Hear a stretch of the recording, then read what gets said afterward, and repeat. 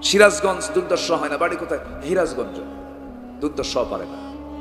এরকম করে ভাষা চেঞ্জ করে দিয়েছেন। কেন জানেন? এটাকে পাসওয়ার্ড করে দিয়েছেন, আঞ্চলিক পাসওয়ার্ড। মানে কুষ্টিয়ার মানুষ এসে চৌগাছার মাতাপুর না, হ্যাঁ মাকাপুরে এসে মাস্তানি করতে নেবে, ওই কথা দুই লাইন বলতে বলবে, আপনারা বলে ফেলবেন যে এই তো কুষ্টিয়ার মাল। কথা বলছেন নাই? ওর বাড়ি কোথায়? কুষ্টিয়া। এই ভাষাকে আল্লাহ তাআলা কেন করে দিয়েছেন চেঞ্জ? যেন লিতাআরাফু, যেন তোমরা চিনতে পারো এটা কোন এলাকা থেকে আসছে। আল্লাহু আকবার বলে। যদি সব ভাষা একরকম হতো সমস্যা হতো, তো প্রবলেম হয়ে যেত। এটা আঞ্চলিক পাসওয়ার্ড করে দিয়েছেন। আল্লাহ কত মহান, যেরকম সুবহানাল্লাহ। গোটা পৃথিবীতে এখন ভাষার সংখ্যা হলো ৪৫০০০। কত? ৪৫০০০। আমার দেশের কিছু ভাষা আছে আমরা পারি না, আমরা বুঝি না। উপজাতি আছে না কিছু, ওদের ভাষা বুঝি, আমরা বুঝি না। চিটাগাঙ্গের ভাষা বোঝেন তো নাকি? কঠিন ভাষা। সিলেট অনেক জটিল ভাষা, অথচ আমার দেশের ভিতরেই, কিন্তু তারা আমার দেশের নাগরিক, কিন্তু তাদের ভাষাগুলো বোঝা কঠিন। ও চট্টগ্রাম যখন কথা বলে তখন মনে দুজন গন্ডগোল লাগছে, বোঝার কোনো কায়দাই নেই। কেন দিয়েছেন? এটাকে সিকিউরিটির জন্য দিয়েছেন, যেন চিটাগাং লোকে, চিটাগাং এলাকার মানুষ অন্য এলাকায় গেলে যেন বোঝা যায় যে এই চিটাগাং থেকে আসছে, সিলেট থেকে আসছে। লিতাআরাফু, যেন তোমরা একে অপরকে চিনতে পারো। কিন্তু আমার নবীজি বলেছেন, যদি কোনো বান্দা দুইটা ওষুধকে তার দেহে যদি ট্রিট করতে পারে, দুইটা ওষুধকে সারা জীবন যদি তার দেহে যদি এটাকে ব্যবহার করতে পারে, আল্লাহ রাব্বুল আলামিন মৃত্যু রোগ ছাড়া সমস্ত ঔষধ ওই দুটো জিনিসের মধ্যে রেখে দিয়েছেন। মৃত্যু রোগ ছাড়া সমস্ত রোগের ঔষধ রেখে দিয়েছেন। তার মধ্যে একটা হলো এই মধু, যার ফার্মাসিস্ট হলো মৌমাছি। আরেকটা হলো কালো জিরা। এই কালো জিরার ব্যাপারে এবং মধুর ব্যাপারে রাসূল বলে দিয়েছেন, এই দুইটা হলো মৃত্যু রোগ ছাড়া সমস্ত রোগের প্রতিষেধক। এই দুইটা জিনিস তোমরা রাখবে, পান করবে, খাবে। বলেছেন বিশ্বের মহা চিকিৎসক জনাবে মুহাম্মদুর রাসূলুল্লাহ সাল্লাল্লাহু আলাইহি সাল্লাম। কিন্তু দুঃখজনক হলো মধু কিনে কি আমরা তৃপ্তি পাই? আস্তে কর, মধু কিনে কি আমরা তৃপ্তি পাই নাকি? চোখের সামনে না দেখা পর্যন্ত জিব্রাইল যদি এসে কয় এটা ঠিক আছে, তাও আমরা বিশ্বাস করি না। ঠিক আছে? আমার বন্ধুগণ, মানুষ যদি আজকে ভেজাল না হতো, মানুষের দেহে কোনো রোগ আসতো না। এই যে বড় বড় ক্যান্সার গুলো, বড় বড় জটিল রোগগুলো হচ্ছে, শুধু খাদ্যের কারণে এই সমস্ত রোগগুলো হয়। চিকিৎসকরা বলেন আমার দেশের ম্যাক্সিমাম খাবারের মধ্যে ভেজাল।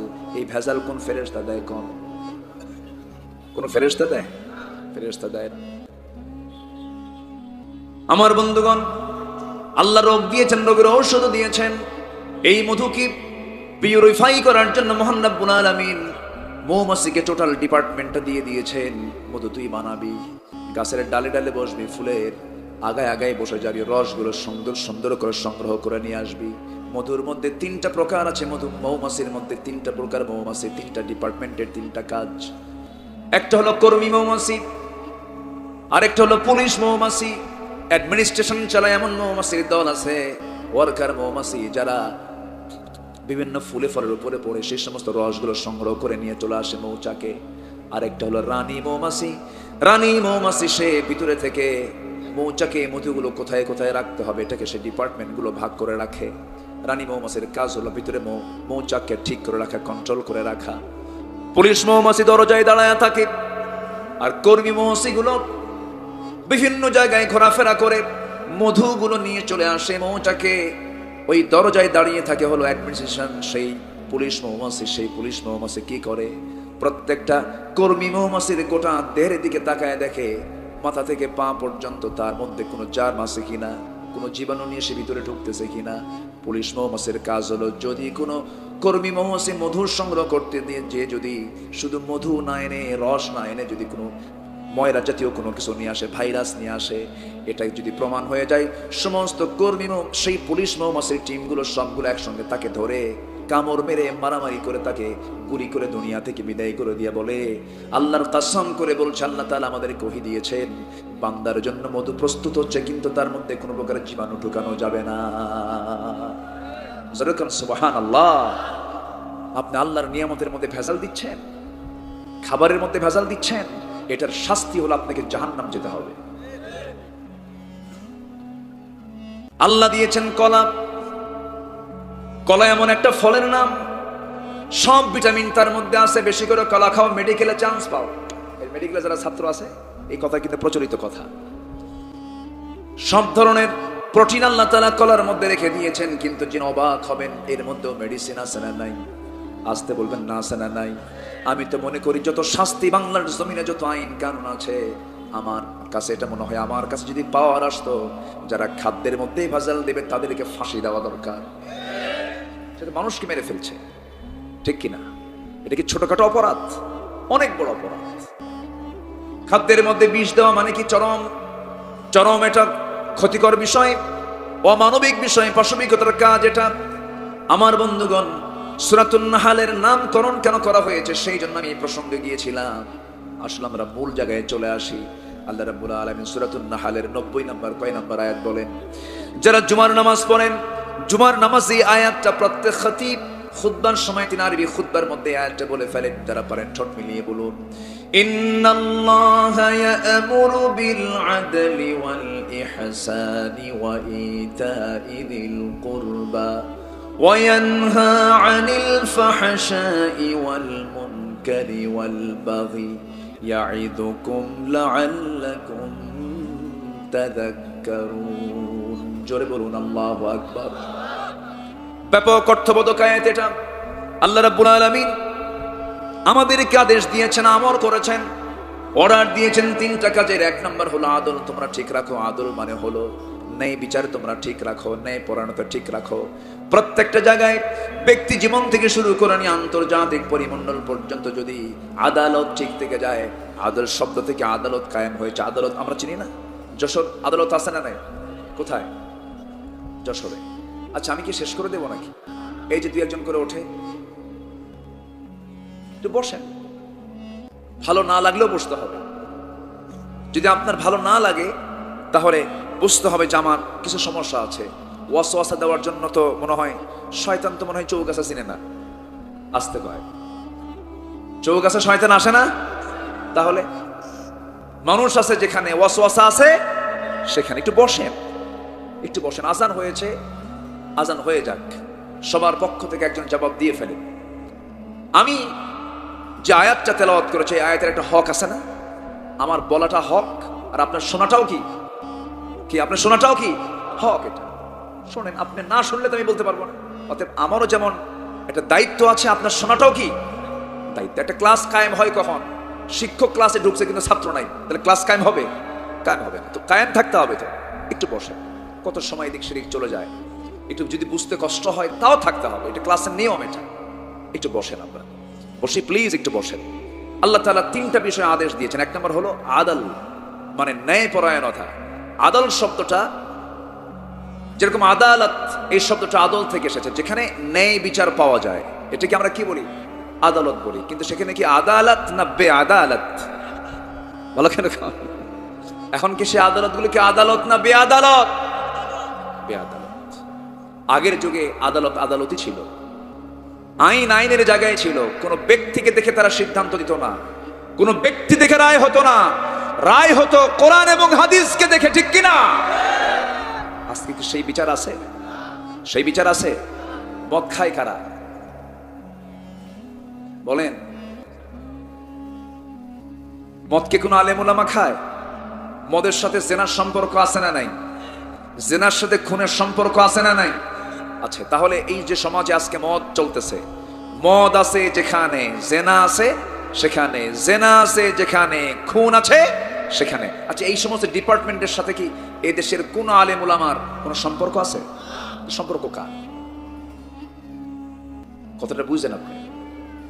বুঝতে হবে। কিন্তু আজকে আসামি যদি আপনি খুঁজতে যান, আসামি কি টুপিওয়ালা বেশি না টুপিওয়ালা কম? ভালো করে কম। তাহলে আচ্ছা বলেন তো, এই স্বাধীনতার 71 থেকে আজকে 2024, এই স্বাধীনতার 53-54 বছর, 53 বছর দেশের ক্ষমতায় কি কোনো আলেম ওলামা আসছে? আচ্ছা, ক্ষমতায় আসলেই তো হয়তো ক্রাইম হওয়ার সম্ভাবনা থাকে, দুর্নীতির সম্ভাবনা থাকে, 2 নাম্বারই হতে পারে, লুটতরাজ হতে পারে। তো এরা তো ক্ষমতাই পায় নাই। তাহলে তাদের দোষটা কি? তাদের অপরাধটা কি? আমার কথা কি বুঝতেছেন আপনারা? এ পর্যন্ত আমার দেশ থেকে যে অর্থ পাচার হয়েছে, এদেশের কোনো কৃষক কি অর্থ পাচার করেছে? এদেশের কোনো শ্রমিক কি অর্থ পাচার করেছে? এদেশের কোনো প্রবাসী কি অর্থ পাচার করেছে? প্রবাসী পাচার করে না পাঠায়? প্রবাসী এলাকায় তো বহু প্রবাসী আছে, আছে না? আমার দেশের প্রবাসী কত বড় একটা সম্পদ জানেন? এই প্রবাসী যদি না থাকতো আজকে দেশ অচল হয়ে যেত।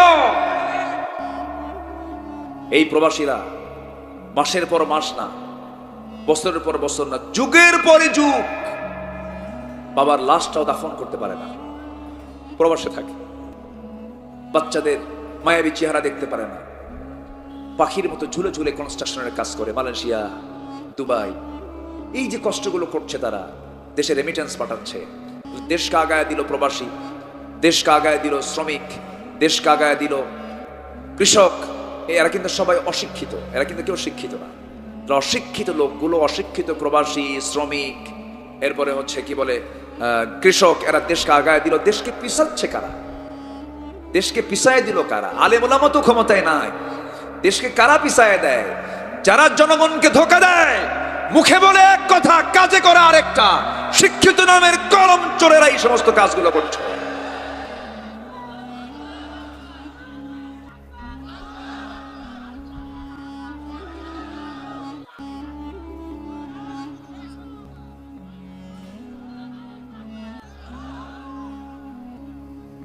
জি, ঠিক আছে, ভালো। তো এই প্রতিবাদ কি শুধু মাহফিলেই নাকি? হ্যাঁ, এখানেই না, সব জায়গায়? বরং এক জায়গায় না সব জায়গায়? এক জায়গায় না সব জায়গায়? আজকে যদি এই জাতি কথা বলতো, জানেন, এই জাতি যদি কথা শুধু বলতো, কথা, এটা 2 নম্বর স্টেজ। 1 নম্বর ইমানের পরিচয় হলো হাত দিয়ে প্রতিহত করা।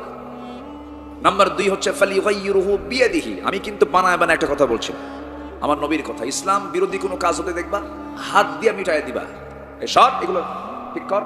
1 নম্বর ইমান। 2 নম্বর, হাতের শক্তি নাই, পাওয়ার নাই। পাওয়ার থাকে না, পাওয়ারটা নাই, তখন মুখ দিয়ে বলেন ভাই কাজটা করো না। নাম্বার 3, এটাও ক্ষমতা নাই, অন্তর দিয়ে ঘৃণা করো। আর ভেবে রেখো, এই অন্তর দিয়ে ঘৃণাই সবচেয়ে দুর্বল ইমানের পরিচয়, যা কুফুরের দিকেও নিয়ে যেতে পারে, যা কুফরের দিকেও নিয়ে যেতে পারে। আজকে যদি জাতি কথা বলতো, আজকে যদি জাতি শুধু একটু যদি বলতো, ধর, সবগুলো বঙ্গোপসাগরে গিয়ে হাবুডুবু খেত, কিন্তু বলে না তো। আচ্ছা, চোরের সাহস বেশি না বাড়িওয়ালা সাহস বেশি? বাড়িওয়ালা সাহস বেশি না? যারা চুরি করে ওরা চোর না? বাড়িওয়ালা যদি 1 জন হয়, চোর যদি 10 জন হয়, ধরেন বাড়িওয়ালার চোখে ধরা পড়ছে চোর আসছে, বাড়িওয়ালা কি করবে? খালি কি বলবে? ধর। ছুটিপুর পার হয়ে চলে গেছে। ছুটিপুর আছে না আশেপাশে? দেখেন, আমি কিন্তু সব এলাকা চিনি। তাহলে এই ধর শব্দটা আজকে জাতি কয় না। এই ধর শব্দ যদি আজকে বলতো, আজকে সমাজের সিচুয়েশনটা এমন হতো না। আল্লাহ তাআলা এই কথাই বলে বলছেন, শোনো, এই যে ভাষা দিলাম, বর্ণ দিলাম, বংশ দিলাম, এগুলো দিয়ে কোনো কাজ হবে না। তুমি ইংলিশম্যান, ইংলিশে কথা বলো, কিছুই না। তুমি আরবির মানুষ, আরবি দিয়ে কথা বলো, কিছুই নয়। আল্লাহর কাছে সেই বান্দাই সবচেয়ে বেশি সম্মানিত। ইন্না আকরামাকুম ইনদাল্লাহি আতকাকুম। যে বান্দা আল্লাহকে সবচাইতে বেশি ভয় করে, জোরে বলি সুবহানাল্লাহ। সবচেয়ে বড় বিষয় হলো ঈমান, সবচেয়ে বড় বিষয় হলো তাকওয়া, সবচেয়ে বড় বিষয় হলো আমার বন্ধু কাকে বানিয়ে ফেলা? আসতে বলবেন না, কাকে বানিয়ে ফেলা? আল্লাহকে বানিয়ে ফেলা। সে আল্লাহ তাআলা আমাকে আপনাকে দয়া করে কোরআনটা দিয়েছেন।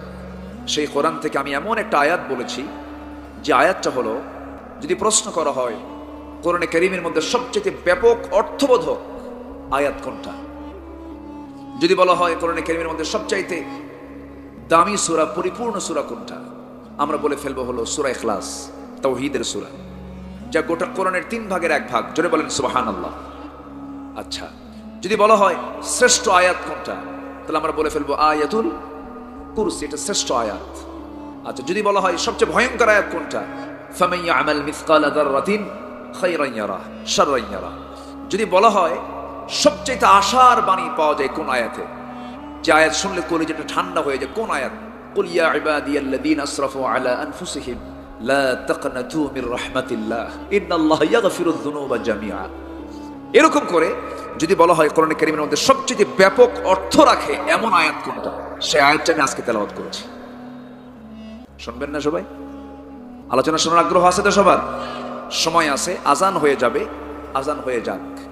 আমরা আজকে নামাজটা একটু বিলম্বে পড়ব। কষ্ট হবে কি আপনাদের? আমরা যদি একটু বিলম্বে পড়ি কোনো সমস্যা নাই তো? এই মাহফিল থেকে শুধু দু শ্রেণীর লোক এখান থেকে উঠতে পারবেন। একটা হলো যিনি ইমাম নামাজ পড়াবেন, আর যিনি মুয়াজ্জিন, যিনি আজান দিবেন, তাও দূরে। এরকম যদি কেউ থাকেন আপনি উঠতে পারবেন। নচেত কোরআনের এই মজলিস, এটার সৌন্দর্য রক্ষার দায়িত্ব একার না সবার? বলেন, একার না সবার? এই মাহফিলটা মূলত কিসের মাহফিল বলেন তো? কোরআনের। কোরআনটা কার কিতাব? এই মাহফিলে এসে যদি ফেরেশতা যদি কোনো বান্দার উপরে যদি এটা মাথায় নেয় যে এই বান্দা মাহফিলে এসে, কোরআনের মাহফিলে এসে শৃঙ্খলা ভঙ্গ করলো, যদি মামলা দেয়, জামিন পাওয়া যাবে? আসতে বলবেন না। জামিন পাওয়া যাবে? পাওয়া যাবে না। কিন্তু এই জন্য আমি সবার কাছে আরজ রাখলাম, আমি যতক্ষণ আছি মোনাজাতের আগে উঠে যাওয়ার চিন্তা কেউ কি নিয়েছেন মাথায়? সবাই থাকবেন, যে যেখানে আছেন আমরা থাকি। হ্যাঁ, আসুন আমরা আলোচনার দিকে চলে যাই। আল্লাহ কত বান্দা পৃথিবীতে বানাইছে, যারা পাগল, আমরা তাদেরকে দেখে একটু হাসি। কিন্তু জানেন, ও জান্নাতে যাওয়ার জন্য সবচেয়ে আগায় আছে। সুবহানাল্লাহ বলবেন না?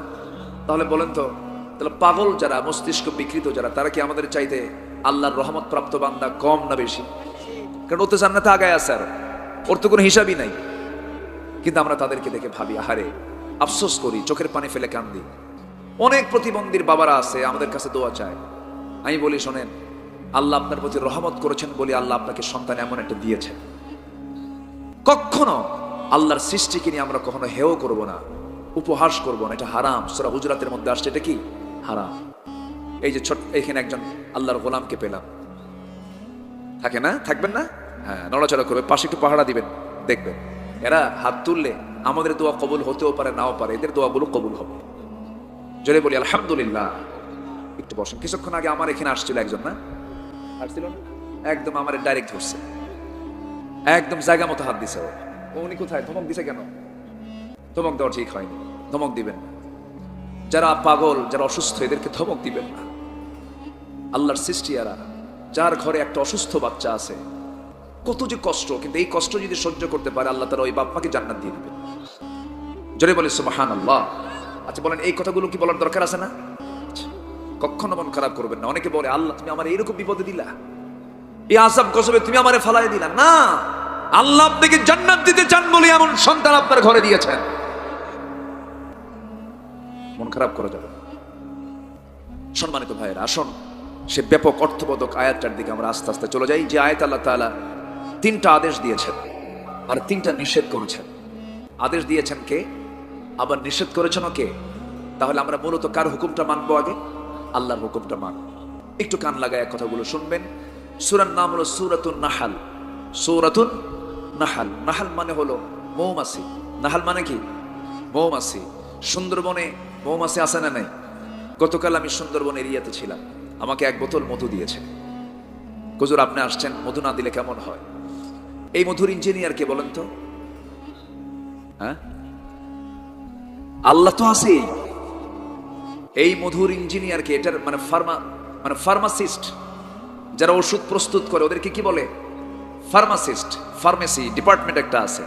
তো এই মধুর এই গবেষণায় যে প্রাণীকে আল্লাহ তাআলা ওয়ার্কার হিসাবে, কর্মী হিসেবে রাখছেন, সেই প্রাণীটার নাম কি? আজকে সূরার নাম কি? মৌমাছি। নাম হলো নাহাল। নাম কি? নাহাল। এই সূরাটার নামকরণ করা হয়েছে নাহাল। আল্লাহ রাব্বুল আলামিন মৌমাছিকে ওহী দিয়েছেন, ওয়া আওহা ইলান নাহলি আনিত্তাখিযি মিনাল জিবালি বুয়ুতা। আমি মৌমাছিকে ওহী দিলাম, ও মৌমাছি, বড় বড় বিল্ডিং এর ছাদের নিচে, গাছের ডালে, উঁচু জায়গায় তোমরা বাসা প্রস্তুত করে নাও। আল্লাহ রাব্বুল আলামিন পৃথিবীতে রোগও দিয়েছেন, রোগের ওষুধও দিয়েছেন। এমন রোগ পৃথিবীতে নাই যে রোগের ঔষধ কার কাছে নাই? আল্লাহর কাছে নাই। সব রোগের ঔষধ রেখে দিয়েছেন কে? আল্লাহ তাআলা। অটোমেটিক পেয়ে যাবে। এই কথাগুলো কি বলার দরকার নাই? এই কথাগুলো কি বলার দরকার নাই? অসংখ্য সন্তান বঞ্চিত হয় এই সমস্ত অসভ্য বাপ মার জন্য। খালি সন্তান খারাপ হয় না, বাপ মাও খারাপ হয়। কিন্তু এরপরেও একটা কথা আমি তাকে বললাম পরে, যে আপনার বাবা যে আপনাকে লিখিয়ে দিয়ে যায় নাই, আপনি কি বাপ মার জন্য দোয়া করবেন? হুজুর দোয়া করি। দোয়া করেন, যার কবরে সে যাবে। আপনি আপনি সন্তান, আপনি বাবার উপরে কখনো রাগারাগি করতে পারবেন না, এটা ঠিক। এরকম করে দেখা যায় মেয়েকে দেয় না, ছেলের হাতে ছেলের নামে দলিল করে দেয়। একটা মাত্র ছেলে, পাঁচটা মেয়ে। হজে যাবে বুড়া চাচা, সব মেয়েদেরকে ডাক দিয়ে বলে, মা তোদেরকে আমি বিয়ে দিছি, সংসার করতেছো তোমরা। আমার একটা মাত্র ছেলে, 50 বিঘা জমি। আমি যদি হজ করতে গিয়ে মরে যাই, আমি যদি না ফিরি, তোমরা তো আমার জমিগুলো পেয়ে যাবা। অতএব আমি যখন হজে যাচ্ছি, বাঁচবো কিনা গ্যারান্টি নাই। তোমরা যে সম্পত্তিগুলো পাই, তার সমস্ত সম্পত্তিগুলো আমার ছেলের নামে লিখে দাও। এটা কি হাজি না বদমাইশ? এরকম তো চৌক আছে নাই, আছে নাকি? আবার দেখেন এমন বাপ আছে, সম্পত্তি চলে যাবে অন্যের কাছে, নিজের ছেলে নাই, কিন্তু ছেলের ছেলে আছে, নাতি আছে, ছেলের সন্তানটা আছে, পোতা বলে। এটা কি বলে? পোতা কয় না? পোতা ছেলে। হ্যাঁ, পোতা ছেলে আছে, কিন্তু নিজের ছেলে দুনিয়া থেকে বিদায় হয়ে গেছে। দেখা যায় বাকিগুলো মেয়ে, পোতা ছেলে ছাড়া আর কেউ নাই। ওই মেয়েদেরকে মাহরুম করে অন্য জমিতে অন্য কোথাও দেবে না, ওই পোতা ছেলেকে সমস্ত সম্পত্তি লিখে দেয়। কত বড় বদমাইশ এগুলো! এগুলো আদল না বেআদল? বেআদল। এগুলো করা যাবে না। এই সমস্ত কারণে আল্লাহ রাব্বুল আলামিন 3টা কাজের অর্ডার দিয়েছেন, তোমরা আদলটা কায়েম করো, বিচারটা কায়েম করো। আমাকে আপনাকে কাজ চালিয়ে যেতে হবে। সৎ কাজের আদেশ দেব আমরা, অসৎ কাজের বাধা দেব আমরা। যুবকরা, তোমাকে ধ্বংস করার জন্য বর্ডার আজকে খুলে দিয়েছে। পার্শ্ববর্তী দেশের বর্ডার গুলো নেশার জন্য খুলে দিছে। ফেন্সিডিল অবাধে চলে আসে, ইয়াবা চলে আসে, নেশা জাতীয় দ্রব্যগুলো এসে তোমাদের হাতে অ্যাভেলেবেল করে দিয়ে তোমাদেরকে শেষ করে দিতে চায়। কারণ একটা জাতিকে ধ্বংস করতে হলে আগে একটা বিশাল সংখ্যক যুব সমাজকে টার্গেট করতে হবে। এই যুব সমাজকে যদি নেশার মধ্যে ফেলে দেওয়া যায়, জাতি ধ্বংস হয়ে যাবে। যুবকরা, এই মরণ ফাঁদে পা দিও না, নেশার জগতে যেও না, ওই সমস্ত নোংরা নেতৃত্ব মানতে যেও না। যে নেতৃত্বে নামাজ নাই, যে নেতৃত্বে পর্দা নাই, যে নেতৃত্বে মদের বোতল তোমার হাতে তুলে দেবে, যে নেতৃত্বে নারী তোমার হাতে তুলে দেবে, যে নেতা তোমাকে নারী তোমার হাতে তুলে দেবে জেনা করার জন্য, যে নেতা তোমাকে নামাজের জন্য কথা বলবে না, ওই সমস্ত নেতৃত্বের মুখে আমরা জুতা মারি, থুতু মারি। রাজি আছেন কারা কারা? হাত উঁচু করে দেখা।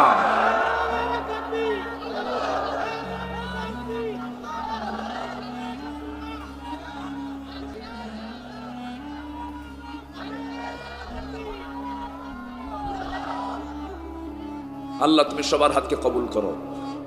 জোরে বলি আমিন, আরো জোরে আমিন। মদ খাওয়া কি? আরো জোরে খন।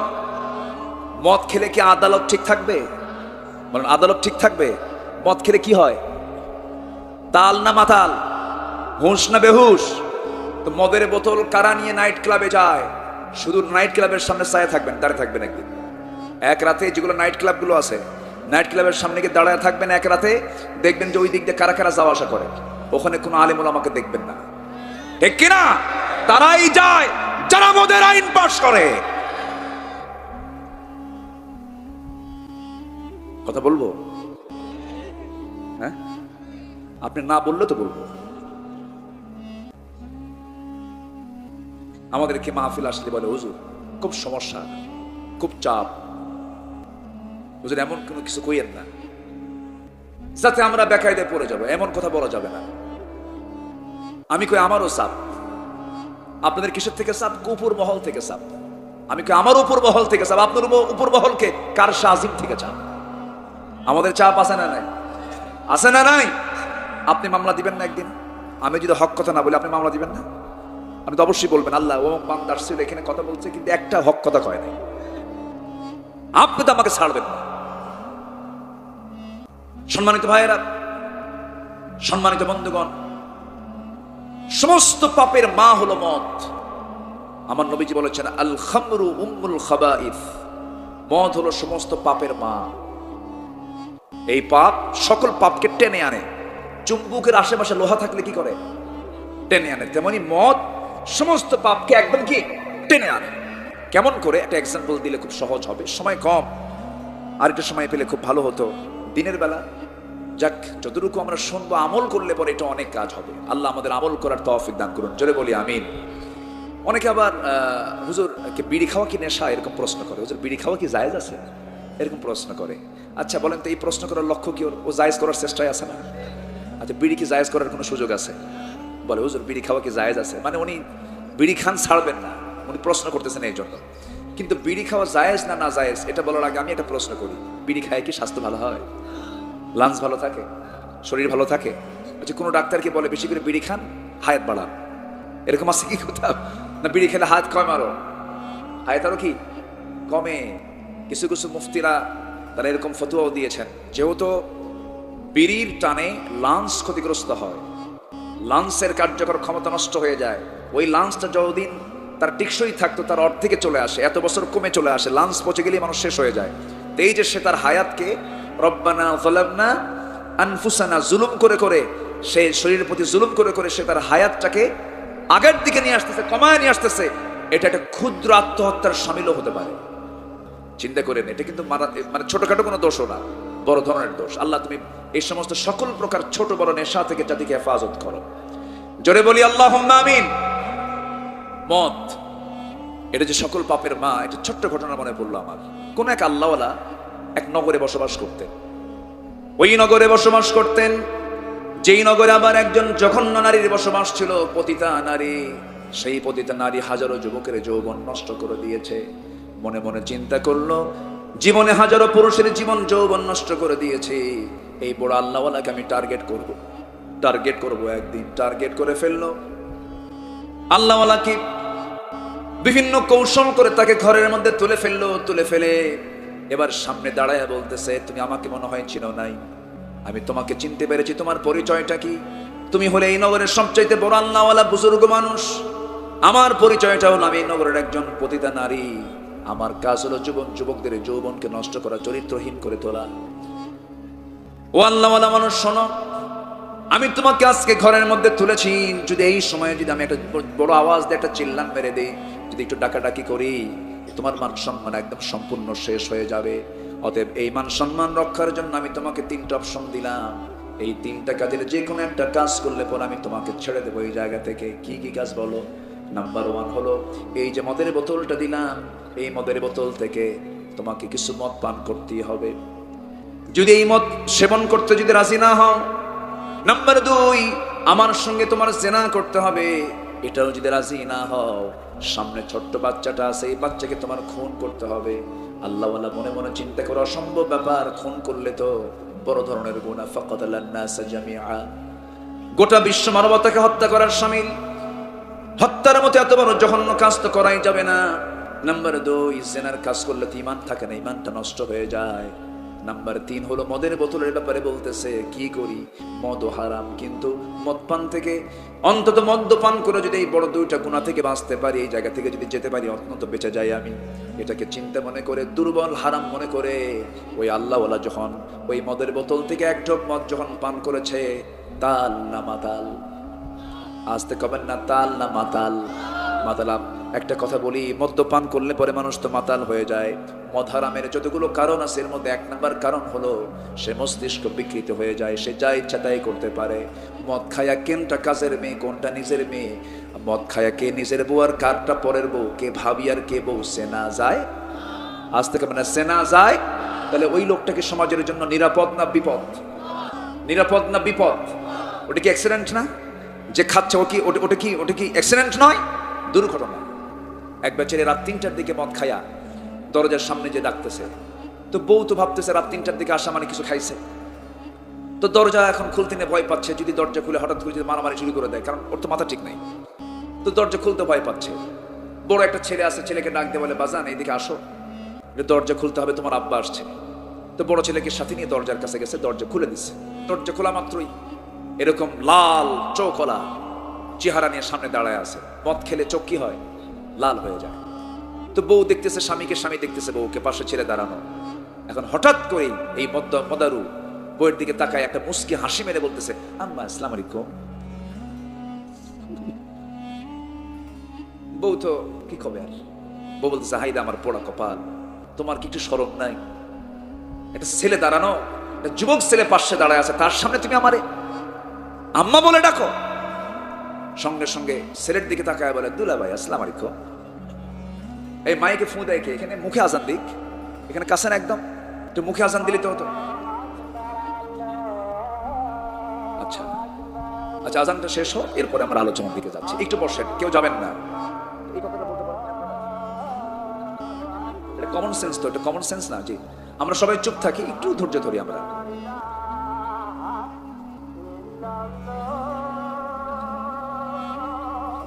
এই যে ওঠেন কেন? এই যে বসেন বসেন বসেন।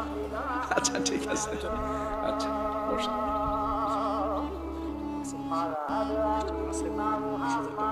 আচ্ছা হ্যাঁ হ্যাঁ বলুন। আচ্ছা আচ্ছা ঠিক আছে। জি, আমরা কথা না বলে আমরা আজানের জবাবটা দেই। একটু বসেন। এই আজানটা দিতে বলছে কি?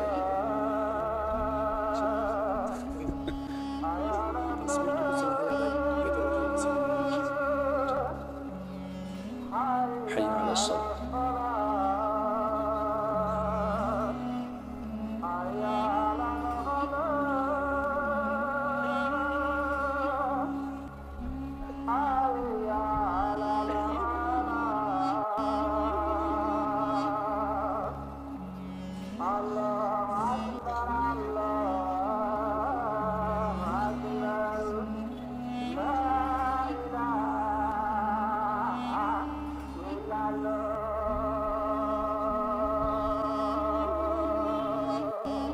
اللهم رب هذه الدعوة التامة.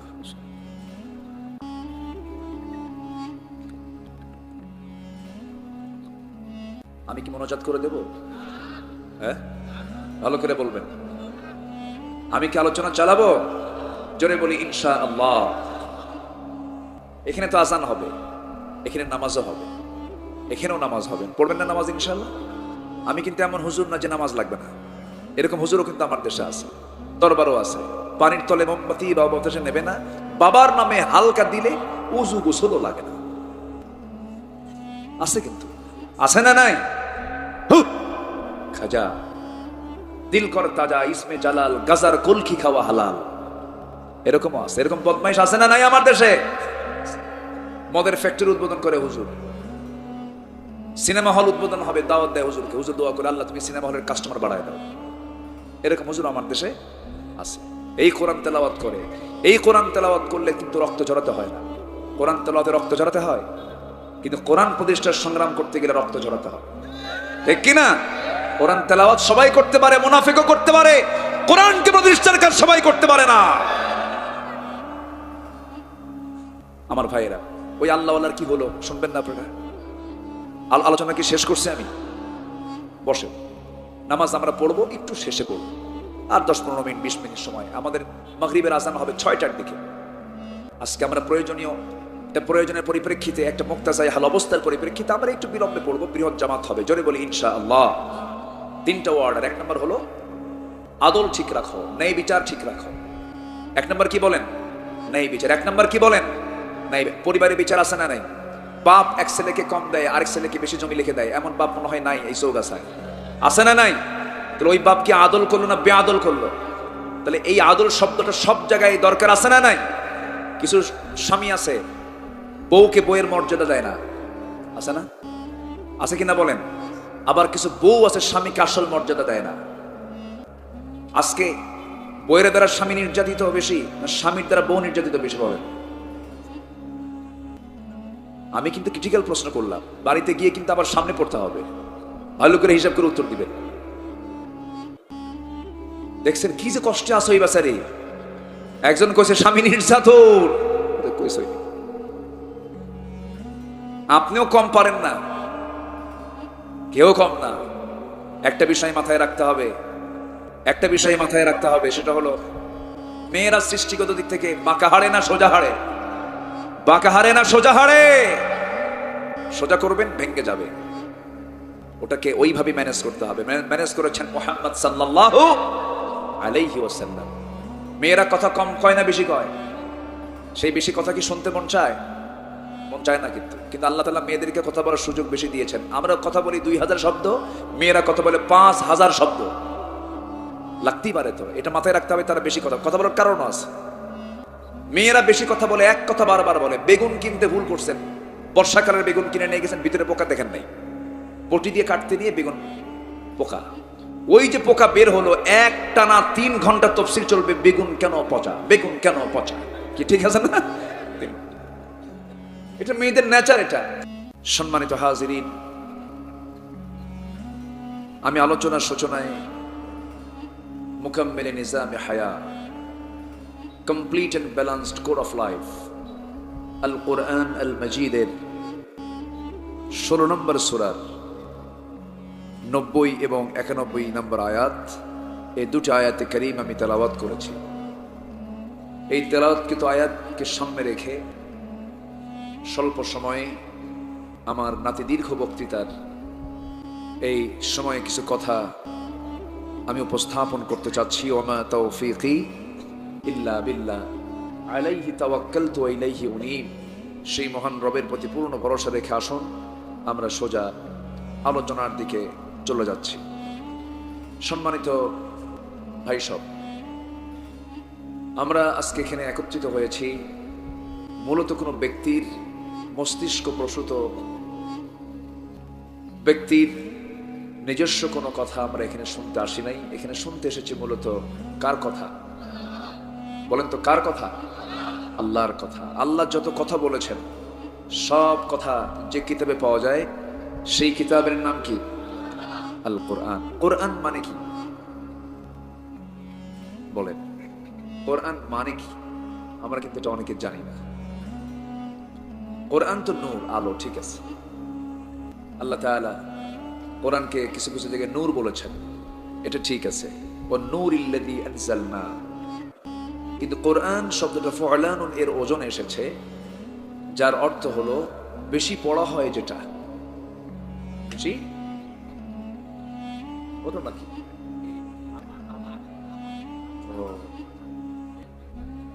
আচ্ছা, ফাটুক, সমস্যা নেই। এদিকে ফাটানোর জন্যই রাখছে নাকি এখানে?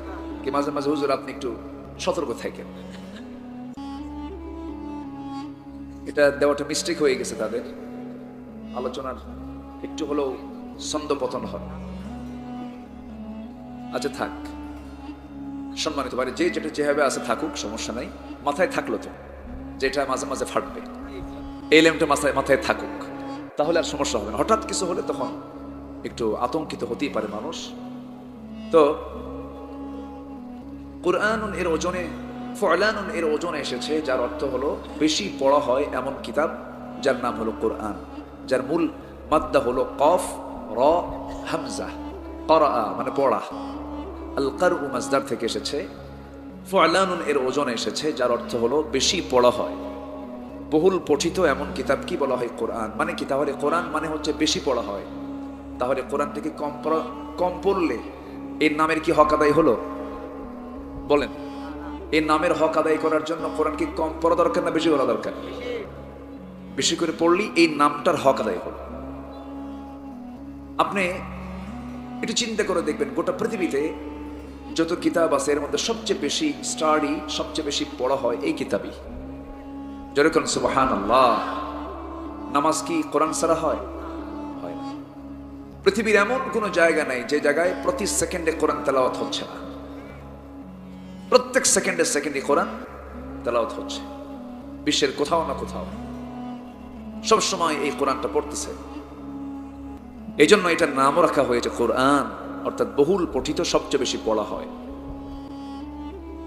কোরআন আল্লাহ তাআলা নাজিল করেছেন না পড়ার জন্য, না বেশি পড়ার জন্য। তাহলে বিষয়টা কিন্তু এরকম, কোরআনটা কি কম পড়ার জন্য, না পড়ার জন্য, না বেশি বেশি পড়ার জন্য? কিন্তু দুঃখজনক হলো সত্য, আমার দেশের মানুষ কি অধিকাংশ কোরআন শরীফ পড়তে পারে? পড়তেই পারে। যেটা আল্লাহ তাআলা বেশি পড়তে বলেছেন সেটা পড়তেই পারে না। পড়তে পারে কি জানেন?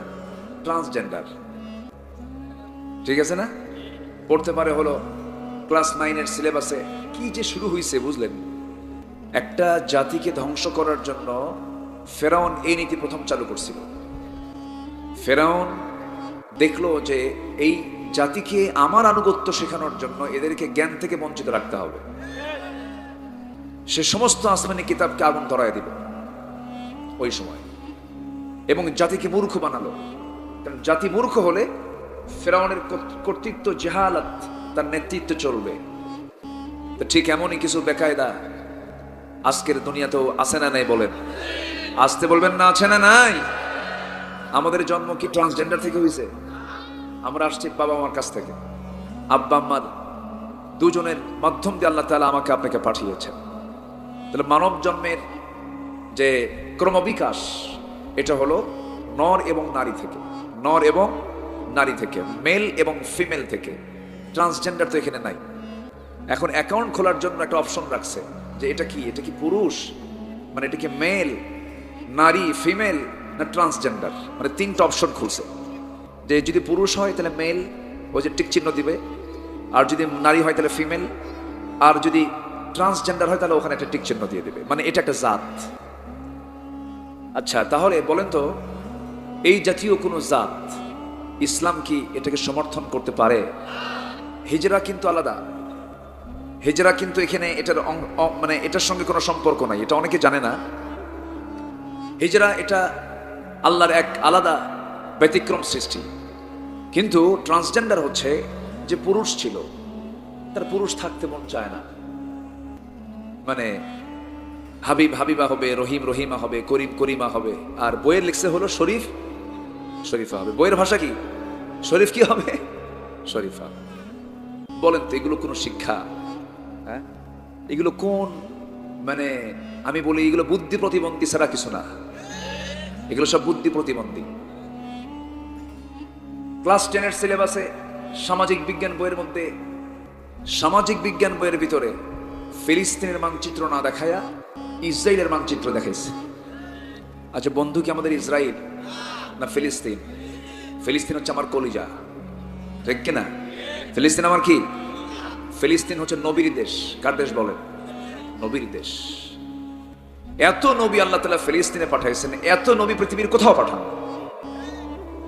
সাইয়েদনা ইব্রাহিম বাইতুল আকসা নির্মাণ করেছেন, নবীর পুত্র, বাদশার ছেলে বাদশা সুলাইমান ইবনে দাউদ আলাইহিস সালাতু ওয়াস সালাম, দাউদের ছেলেকে সুলাইমান, তিনি এই বাইতুল আকসা নির্মাণ করেছেন। এবং এই পৃথিবীতে এত বড় বাদশাহী আর আল্লাহ তাআলা কাউকে দেবেন না। এত বড় বাদশা ছিলেন সুলাইমান, এবং এত বড় জ্ঞানী ছিলেন তিনি শুধু মানুষের ভাষাই বুঝতেন না, তিনি সকল প্রাণীর ভাষা বুঝতেন। জোরে বলি সুবহানাল্লাহ। আর আমরা তো মানুষের ভাষাই বুঝি না। আর এই নবী শুধু মানুষের ভাষা না, পৃথিবীর সকল প্রাণীর ভাষা তিনি বুঝতেন। উল্লিমনা মানতিকাত তায়র, আল্লাহ তাআলা তাকে সকল প্রাণীর ভাষা শিক্ষা দিয়েছিলেন। তিনি তার সৈন্য সামন্ত নিয়ে একটা উপত্যকা পার হচ্ছিলেন, দুই পাহাড়ের ঠিক মাঝখান দিয়ে, বিওয়াদিন, উপত্যকা পার হচ্ছিলেন। সেই সময় তার কানে একটা আওয়াজ আসলো। পিঁপড়ার দলের নেতা তার কর্মীদেরকে বলতেছে, উদুখুলু মাসাকিনাকুম, তোমরা সবগুলো গর্তের মধ্যে ঢুকে পড়ো, কারণ সুলাইমান তার বাহিনী নিয়ে আসতেছে, ওদের পায়ে পিষ্ট হয়ে তোমরা সব মরে যাবা। আচ্ছা, পিঁপড়ার এই আওয়াজ এখানে শোনেন কারা কারা? হাত তুলেন। কেউ শোনেন? আচ্ছা, পৃথিবীর কোনো ব্যক্তিকে শুনতে পায়? পিঁপড়া কথা কয় এটাও তো জানি না। সেই পিঁপড়ার ভাষাটা সুলাইমান শুনতে পেলেন। শুনে ওই দিক দিয়ে যাওয়ার সময় আস্তে করে পিঁপড়ার যে রাজা, যে লিডার, তাকে হাতের তালুতে তুললেন। ওটা হলো পিঁপড়ার রাজা, আর সুলাইমান হলো মানুষের রাজা। দুই রাজা কথা বলে, মুচকে মুচকে হাসলেন তার কথাগুলো শুনে। ফাতাবাসসামা দাহিকান, মুচকি মুচকি হাসি দিলেন। সম্মানিত ভাইয়েরা, এত বড় শাসক ছিলেন সুলাইমান, যিনি পিঁপড়ার খবরও রাখতে পারতেন, যিনি প্রাণীকুলের ভাষা বুঝতেন। সেই নবীরা গোটা বিশ্ব শাসন করেছেন, গোটা পৃথিবীর নেতৃত্ব তারা দিয়েছেন আল্লাহর পয়গম্বর মুহাম্মদ সাল্লাল্লাহু আলাইহি ওয়াসাল্লাম। আমার রাসূল কি আঞ্চলিক নবী না বিশ্ব নবী? আঞ্চলিক নবী না বিশ্ব নবী? বিশ্ব নবী। তাহলে ফিলিস্তিন হলো নবীর দেশ, রাসূলদের দেশ। আমার নবীজির মেরাজের রাত্রের ট্রানজিট জায়গা, ওখানে উনি ট্রানজিট করেছিলেন, থেমেছিলেন। সকল পয়গম্বরকে এক জায়গায় নিয়ে তিনি নামাজের ইমামতির দায়িত্ব পালন করেছিলেন। সেই বাইতুল আকসা এর স্মৃতি বিজড়িত হলো ফিলিস্তিন। সেই ফিলিস্তিনের মানচিত্র না দেখায়া ইসরায়েলের মানচিত্র যারা বইয়ের মধ্যে ঢুকায় দেয়, তারা কি আমাদের মুসলমানদের বন্ধু হতে পারে? আসতে বলবেন না, বন্ধু হতে পারে? পারে না। কিছু ঘাপটি মারা বদমাইশ আমার দেশে কিন্তু আছে। আসতে বলবেন না, আছে না নাই? নাস্তিকদের কোনো দল নাই। নাস্তিক যে দলেরই হোক না কেন, যে আল্লাহর বিরুদ্ধে, নবীর বিরুদ্ধে, ইসলামের বিরুদ্ধে, কোরআনের বিরুদ্ধে, দ্বীনের বিরুদ্ধে কথা বলবে, সে যদি আমার বাপ হয় আমি তাকে ছাড়বো না। ইমানদারের কথা হবে এরকম, সে যদি বাপ হয় ছাড়বো না। কারণ বাপ আগে না ইসলাম আগে? ভালো করে বলবেন। সন্তান আগে না ইসলাম আগে? সম্পদ আগে না আল্লাহ আগে? আল্লাহ। এটাই তো ইমান। এটা কি ইমান? সন্তান নূহ আলাইহিস সালাম কেউ দিয়েছিলেন, কিন্তু নূহের সন্তান কেনান কি বাপকে মানছে? নবীকে মানছে? আল্লাহ কি বলেন? ইন্নাহু লাইসা মিন আহলিক, সে তোমার কেউ না। এরপর আমার নবীজির আপন চাচা আবু লাহাব, গ্রাম্য না আপন? গ্রামের চাচা না আপন চাচা? আবু জেহেল এই মুখের চাচা। কিসের চাচা? মুখের চাচা আছে না? হ্যাঁ। কিন্তু আবু লাহাব কি? আপন চাচা, বাবার বড় ভাই। কিন্তু কোনো কাজে আসে নাই।